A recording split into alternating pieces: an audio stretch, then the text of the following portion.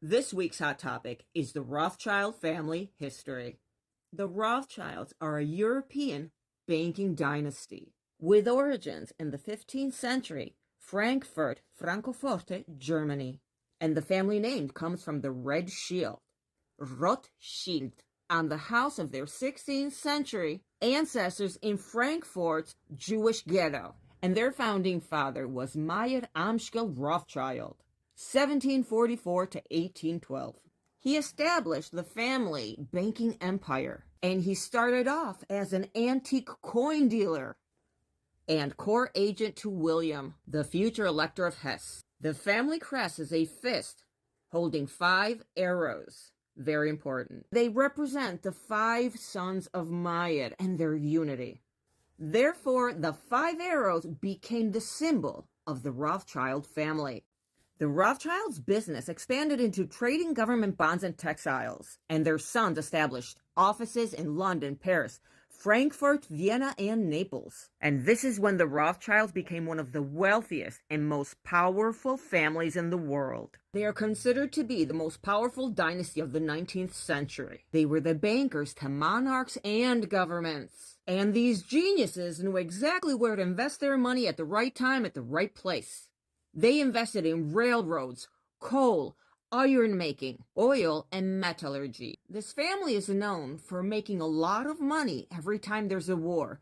And I'm talking about going all the way back to the Napoleon Wars. And the Rothschilds' heritage, the houses, the historic monuments, the gardens, art collection, antique collection, artifact collection, they are considered part of Europe's best heritage. They have become one of today's master dynasties, behind the scenes, controlling almost everything because they've invested in so many things that they are literally unstoppable. One of the top families in the world. They have been at the center of the world's financial markets for the past 200 years.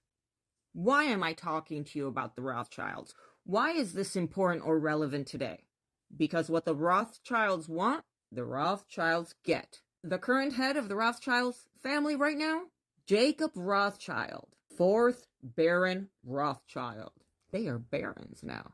They now have noble titles. And I know so much about them because it's thanks to them that I was privy to the ancient tablet artifacts that they had, because they are the ones that released them so that the public could see them now in the Museum of Liechtenstein, which I talk about in my series, Nibiru, the history of the Anunnaki on their planet, on planet Nibiru. It's thanks to them that I got that information. Everyone wanted to know where I got these secret stories that not a lot of people are even aware of. It was the Rothschild private collection that now is exposed in the Museum of Liechtenstein. And that's where I found all of the massive hidden history of the world. I wonder how much more they have. This is Guy de Rothschild and Marie-Helene de Rothschild. Their lavish surrealist ball of 1972 is the reason the Met Gala took a turn. You see, the first ever Met Gala was in 1948, and it was very different. It was actually a representation of class and elegance, art, couture. A lot of things changed when Anna Wintour came into the picture, but we'll get into that in another episode. This is an iconic moment for Cher. She attended the Met Galas in 1970. See how different the clothing were? Everyone was very sophisticated, elegant, extravagant, but classy. But everything changed once the Rothschild Surrealist Ball, Guy and Helene, hosted the most extravagant, artistic, elaborate party of all times.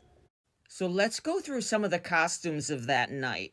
Evening was a black tie, long dresses, and surrealist heads theme inside the 1972 Rothschilds Ball, hosted by Baroness Marie-Helene de Rothschild and her husband Guy. The eccentric evening featured otherworldly costumes, bizarre decorations, and a lot of symbolism.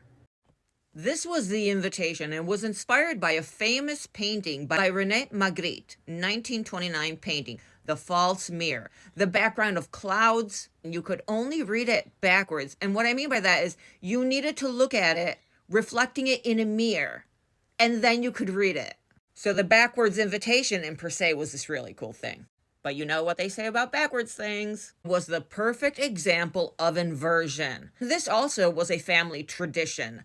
There are a lot of elite families that have these ritualistic family traditions. And this is the original invitation. Guy and Marie-Helene de Rothschild made their chateau in France, this huge mansion, appear like it was on fire with these red and orange lights. Black furry plates, and Audrey Hepburn arrived wearing a birdcage around her head. And the birdcage in per se is, we can do another video just on what the birdcage means. Stuff is what was adorning the dinner tables. It was supposed to be something for athletic sports. And then there were these taxidermied tortoises all around the tables as decor. This person came dressed as a painting. Then other table had dismembered dolls as decor. Yeah, weird. And one of Stanley Kubrick's favorite actresses, Marissa Berenson, in the middle.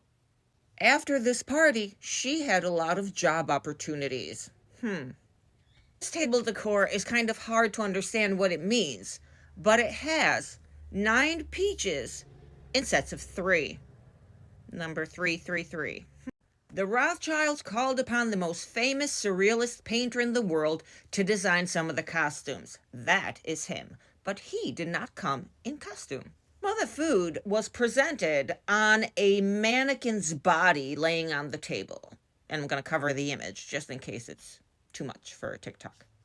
And here we have the belle of the ball herself, Marie-Helene de Rothschild, wearing the famous stag costume, which I've explained in previous videos, how the hunting of the stag is part of this tradition, this family tradition after these parties.